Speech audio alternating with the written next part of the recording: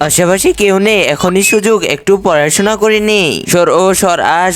আরে কে যেন আসছে, তাড়াতাড়ি শুয়ে পড়ি।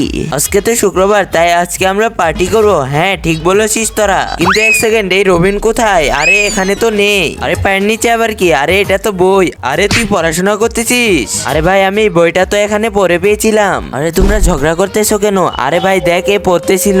কি তুই তো জানিস আমাদের টিমে কেউ পড়াশোনা করে না। এখন পড়ে নিয়েছিস যখন, তোর সব পড়া মাথা থেকে বের করে দেই। এখন হেডফোন লাগিয়ে পড়াশোনা করি, কেউ বুঝতে পারবে না। আরে আরে তাড়াতাড়ি এখন নাটক করতে হবে।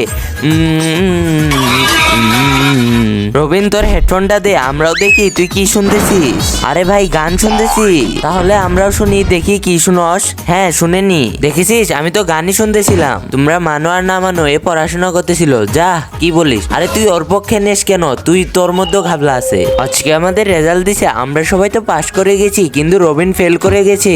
আরে কোনো ব্যাপার না রবিন, চল এখন আমরা মজা করব। আমি তো এটাই বুঝতে পারতেছি না, এত পড়াশোনা করলাম তাও আমি ফেল করে গেলাম।